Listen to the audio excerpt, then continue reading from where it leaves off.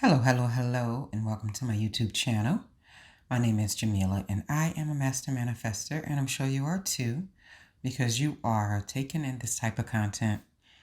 I'm doing something a little bit different. I wanted to sort of record the audio in podcast form because, well, I want to focus more on what I have to say at different times as opposed to making sure that I look presentable and the lighting is right. It's a lot of work. I don't mind doing the videos, but when I can't do videos, I think this is a wonderful format for me to use and then turn it into a video anyway, right? So what I'm discussing today is something that truly hit me in a unique and profound way. The importance of doing new things in your life. I think sometimes we really don't understand the gravity of sticking to a routine and doing the same things over and over again every single day. And when I say doing something different, even if it starts small by like you go to this Target on the east side of town, maybe next week you go to the Target on the west side of town. Like if that's where you need to start with it, then that's where you need to start. But like really integrating new things into your life so that you can have new ideas, you can create new connections, and you can develop yourself in ways that your routine will never be able to develop you, right? So I remember when I was about 32, possibly maybe 33. Let me turn with my girls. About 34, I'm thinking. And I had this idea that I wanted to learn how to swim because I never really learned how to swim. I was actually afraid to even put my head underwater.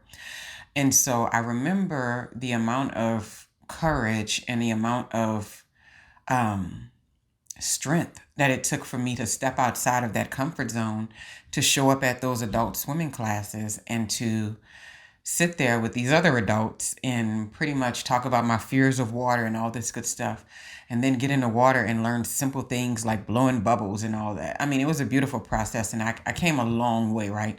I wouldn't say that I'm completely 100% comfortable in deep water, but when I'm in water, I know how to handle myself now, even if I'm uncomfortable sometimes, right? I can easily tell myself, oh, you know what? You got this. You did this. You understand this, right? So what I think about that is some of the amazing people that I came in contact with in that moment, some of the beauty that was unfolded in my life. I was meeting a lot of interesting people. I had great projects going on. And sometimes we never pay enough attention to how impactful it is just to reprogram our brains to do something different, to go in a new direction, to go to a new place, to develop a new skill, or to look at something from a new perspective.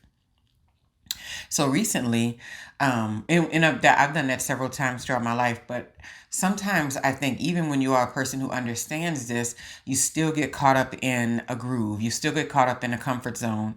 And what happens in a comfort zone is that you're not learning anything new per se, and kind of like your mental muscle is turning into mush a little bit, right? Or either you're just running in circles doing like, lateral things, but you're not really breaking outside of the areas that truly scare you or that truly make you feel like like you need to grow into it, I can honestly say I had this feeling with doing the TED Talk, far outside of I felt like being in front of an audience is my comfort zone, but at that level of audience in rehearsals and all that sort of stuff, it was a little further than I'd ever been. And so it broke a lot of things loose inside of me, right? And you don't see this until after this thing is happening. You look back and you're like, wow, I did that, right? Another one was traveling very far, like, out of the country. I went with a friend of mine to Greece a few years ago, I guess a couple of years ago. And that really was something because I had never traveled that distance without being with someone else to rely upon, like, my fiance or, just any a group of people or something. And so we were both for the first time doing that sort of thing. And we were okay. And it was perfectly fine. And we were just marveling over how we broke through a lot of mental barriers that we had when it comes to traveling and traveling alone and traveling with just another female and stuff. And then so most recently, I've been thinking about jujitsu a lot. I have no idea why, right? Because normally my mind is a lot more captivated by karate. And I've always wanted to go and learn some karate and stuff.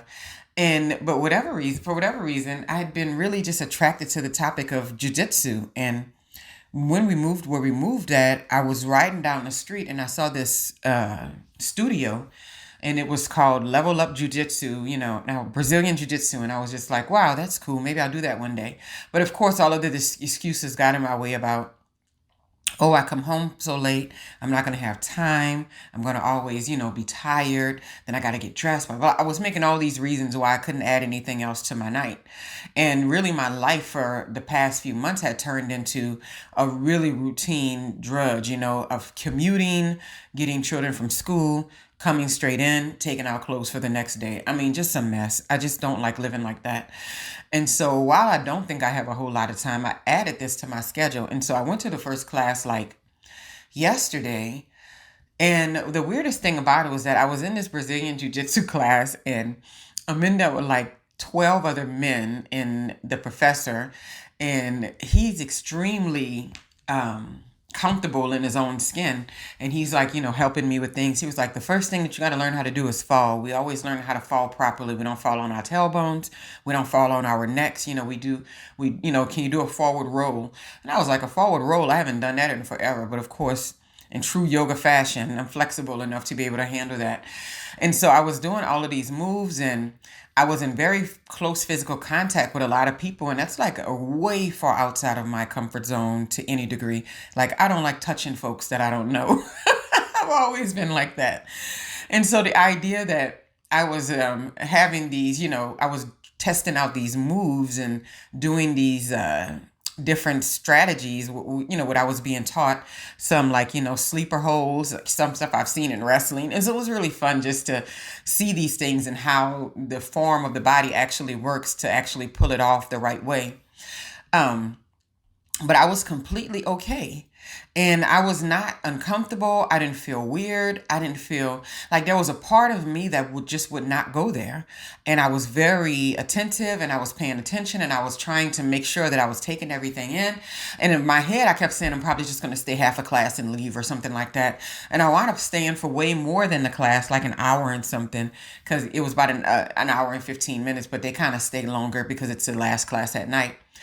And it was just a good experience. And not one moment did I feel like I should run out of there and like, girl, what are you doing? Or anything like that. It felt like a whole new version of myself just showing up and saying, I'm a human. I want to do something. And here I am, right? And so this drove me to today sign up for Tai Chi, because I'd been wanting to learn Tai Chi for a very long time. And so I know this is putting a lot in my schedule, but these are things that I think is like, the professor was asking me at jiu-jitsu, like, what is your why? And I said, my why really is I want to develop myself, and I want to be more confident, even more confident than I can believe that I am in this moment, right? I said, I want to be able to feel like I can do anything.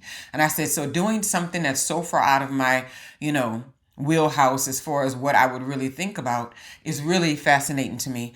I was too ashamed to tell him that I watch a lot of Cobra Kai, because I didn't want to seem like one of those, fangirls who's just like, I love martial arts and I just wanted to come and learn. But I have always loved martial arts, and I always loved things like Tai Chi also, and I love yoga. And so Tai Chi is really cool because I want to learn how to move with breath and movement, but not necessarily the level of rigor I use when I do yoga. And because when I'm in yoga, I kind of really get in full athletic, mindset. When they say whatever they call, I'm doing it, right? They say stand on your head, I'm about to do a headstand. They say, arm balances, whichever one, whatever. And so I go hard, I go in. And so Tai Chi seems like something that would really kind of like slow me down in a way that I can think and breathe and just learn something new altogether, right? And so I just wanted to share that message, is just never stop challenging yourself to do something that's outside of what you were thinking. And then another thing, this is kind of another thing, somebody that, a beautiful person that I subscribed to on YouTube, and I watched her grow over the years, and it's amazing. I share it with my daughter. I'm just like, she even looks different. Doesn't she even look different? And my daughter's like, yeah, she like did a real glow up. And today she announced that she was going to have like a meetup for only 10 women, right? and is going to be in Charlotte, North Carolina. And as I'm sitting there listening to her, I was going down the list and thinking, like, I was looking at the information and I was like, oh, this sounds like it's going to be amazing. And I'm just like, a full day of all of this, high power energy and only 10 people. This is going to be amazing. And the first thing that crossed in my mind is like, oh, I bet it's going to be expensive. That's why it's so exclusive. But then another thing popped in my mind. I was like, oh, North Carolina. I was like, do you really want to go to North Carolina? And like right when I said that, she says, oh, and guess what else? I'm going to be in Dallas, in the next couple of weeks. And I'm like, well, I can go to Dallas. I'm not in Dallas, but I'm very close. And I was like, oh, I can go to Dallas. And so for me, that was a sign. I immediately signed up. And you know what? It wasn't as expensive as I thought it was going to be. It was quite reasonable to some degree. And I mean, to every degree, it was quite, and I signed up immediately because I was like, I don't have time to think about this kind of stuff anymore.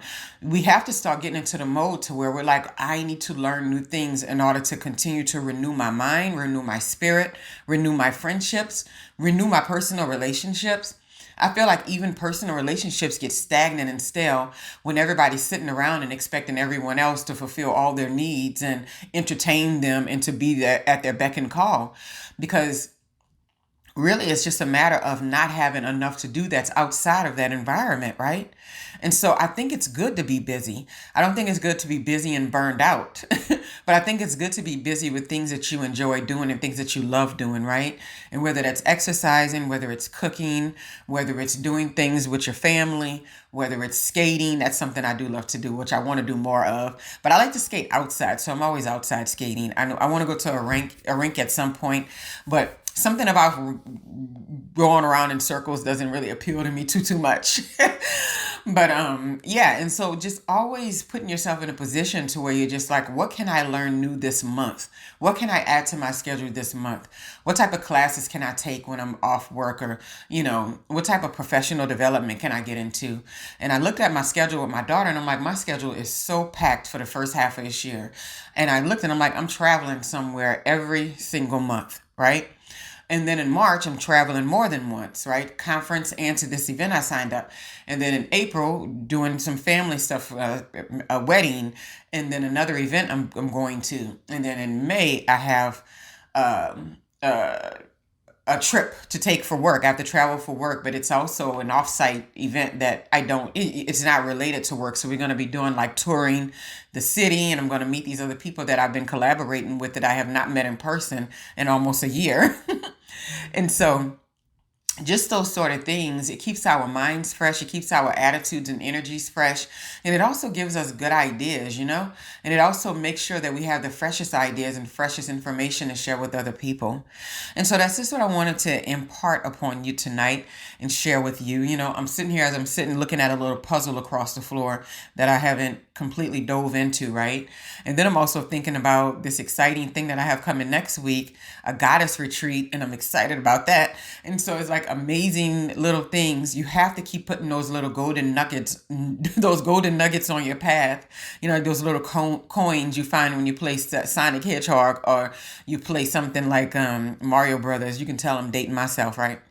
And you play like Mario Brothers or Sonic the Hedgehog and you got to get your little tokens and your coins. You got to keep putting those little coins or those little nuggets on your path every day to give yourself something to look forward to, and also to stretch yourself, to stretch your mind, to stretch your body, and to stretch your spirit more than anything, to tap deeper into that deep well that we have there, right? So I hope this message blesses someone on this very beautiful evening. And I hope you all have a wonderful, wonderful day.